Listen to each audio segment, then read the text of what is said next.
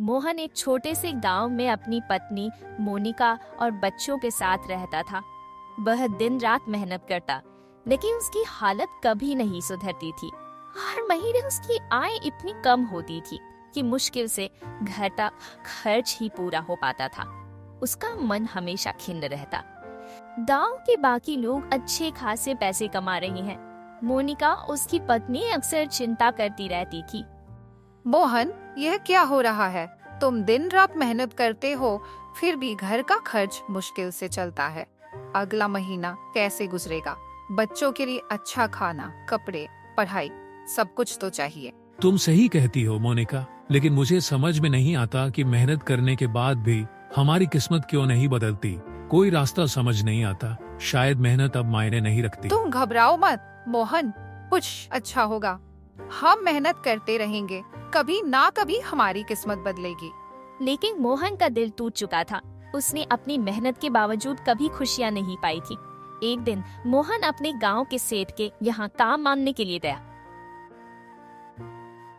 नमस्ते सेठ जी। हाँ बोलो मोहन, कैसे आना हुआ? क्या बताऊं सेठ जी, मैं मेहनत करता हूं पर उतना नहीं कमा पा रहा जिससे कि मैं अपने परिवार का गुजारा कर सकूं। मैं इसलिए आपके पास आया हूं ताकि मुझे कोई काम मिल जाए। तुम्हारी बात ठीक है, लेकिन अभी मेरा धंधा मद्दा चल रहा है और मेरे पास आदमी भी पूरे हैं। फिलहाल तो मेरे पास तुम्हारे लिए कोई काम नहीं है। यदि ये कोई काम होता है तो मैं तुम्हें बता दूंगा। इसके बाद मोहन पूरी तरह टूट गया। एक दिन जब मोहन जंगल के पास से गुजर रहा था, उसने देखा कि एक आदमी धीरे उसकी तरफ बढ़ रहा था।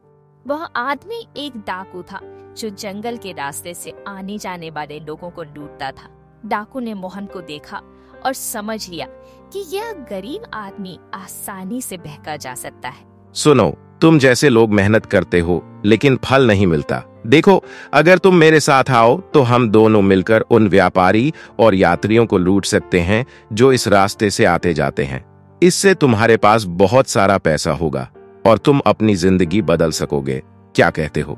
इस बारे में मोहन पहले तो इस विचार से घबरा गया, लेकिन उसने सोचा घर की हालत और ज्यादा बिगड़ने से तो अच्छा है कि कुछ नया रास्ता अपनाओ। क्या सच में यह इतना आसान काम है?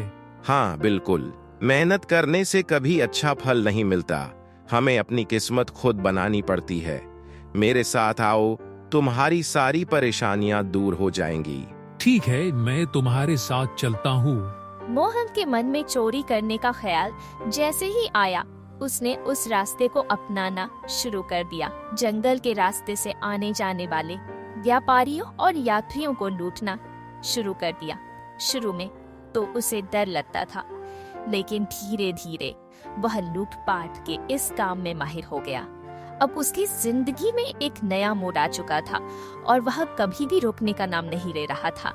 एक दिन जब मोहन अपनी लूटपाट की योजना बना रहा था, उसने देखा कि एक साधु जंगल में ध्यान लगा रहा था। मोहन ने सोचा कि यह साधु अकेला है और यह उसका अच्छा मौका है भिक्षा में मिले अनाज को चुराने का। वह धीरे धीरे उसके पास पहुंचा और साधु को लूटने का इरादा किया। लेकिन जैसे ही उसने साधु के पास पहुंचकर उसके अनाज को चुराने की कोशिश की, साधु ने आंखें खोली और मोहन से कहा, बेटा, तुम क्या सोचते हो कि लूटपाट से तुम्हारा जीवन बेहतर होगा? तुम मुझे लूटने का प्रयास कर रहे हो, लेकिन क्या तुम जानते हो कि इससे तुम्हें क्या मिलेगा? जो धन तुम अपने परिवार के लिए लूट रहे हो, उससे तुम्हारा परिवार तो भूखा नहीं मरेगा, लेकिन जिसे लूट रहे हो उसके परिवार को खाना कौन देगा? याद रखो, यह जो लूट तुम कर रहे हो, इसके भागीदार तुम खुद हो, ना कि तुम्हारा परिवार। आप जानते हैं साधु महाराज कि मैं क्या कर रहा हूँ, लेकिन मुझे समझ में नहीं आता कि मैं इतनी मेहनत करता हूँ फिर भी गरीब हूँ। इसी वजह से मुझे यह रास्ता अपनाना पड़ा। देखो, तुम मेहनत करते हो, यह सच है, लेकिन तुम्हारी मेहनत गलत दिशा में हो रही है। लूटने से तुम्हारा दिल कभी संतुष्ट नहीं होगा। याद रखो, जो चीज झूठ से प्राप्त होती है वह कभी स्थिर नहीं होती। तो मुझे क्या क्या करना चाहिए महाराज? मुझे नहीं लगता कि अब मैं कोई रास्ता देख पा रहा हूँ। मुझे किसी काम की उम्मीद नहीं है। तुम्हारे पास बहुत कुछ है बेटा, बस अपनी मेहनत को सही दिशा में लगा। तुम जानते हो, मेहनत से कुछ भी पाया जा सकता। दुनिया में कोई भी कठिनाई स्थायी नहीं होती। पर क्या मैं अब भी कुछ बदल सकता हूँ महाराज? हाँ, तुम बदल सकते हो। बस खुद से शुरू करो और अपना रास्ता सही करो। मोहन ने साधु की बातों को दिल से माना और अपनी पूरी जीवन शैली बदलने का निर्णय लिया। उसने चोरी और अपराध को छोड़ दिया और ईमानदारी से काम करने का निश्चय किया। उसने और ज्यादा कड़ी मेहनत करके कुछ पैसे इकट्ठा किए और गांव में एक छोटी सी दुकान खोलने का सोचा। मोनिका, मैंने फैसला किया है, अब मैं सही रास्ते पर चलूंगा। मैंने एक छोटी सी दुकान खोलने का सोचा है। शुरू में कठिनाई तो होगी, लेकिन हमें कोशिश करनी होगी, तभी हम सही दिशा में आगे बढ़ सकते हैं। मोहन, तुम ठीक कह रहे हो। हमें अपने भविष्य के लिए सही काम करना होगा। मैं तुम्हारे साथ हूँ। शुरुआत में उसे कठिनाई का सामना करना पड़ा। लोग उसे एक अपराधी समझते थे और किसी ने भी उसकी दुकान से सामान नहीं खरीदा। अरे, कौन लेगा इससे सामान?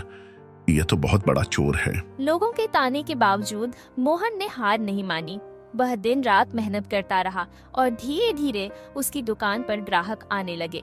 उसने अपनी दुकान में ताजे फल, सब्जियां और दैनिक उपयोग की चीजें बेचना शुरू किया।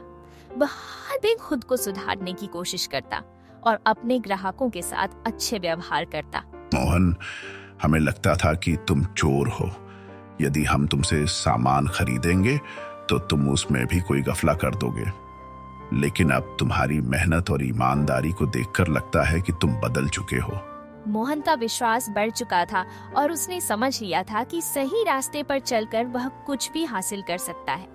अब वह अपने परिवार को अच्छा जीवन दे पा रहा था और बच्चों को अच्छे स्कूल भेजने का सोचने लगा। मोहन, तुमने सचमुच अपनी मेहनत से हमारी किस्मत बदल दी है। अब हम खुशहाल हैं। तुम्हारी मेहनत ने हमें सच्चे सुख दिए हैं। हाँ, ये सब तुम्हारी मदद और मेरे संघर्ष का परिणाम है। मोनिका, अब हमें कभी जीवन में पीछे मुड़कर देखना नहीं होगा। कुछ सालों बाद मोहन अब एक सफल व्यापारी बन चुका था। उसकी दुकान एक समृद्ध व्यापार में तब्दील हो चुकी थी।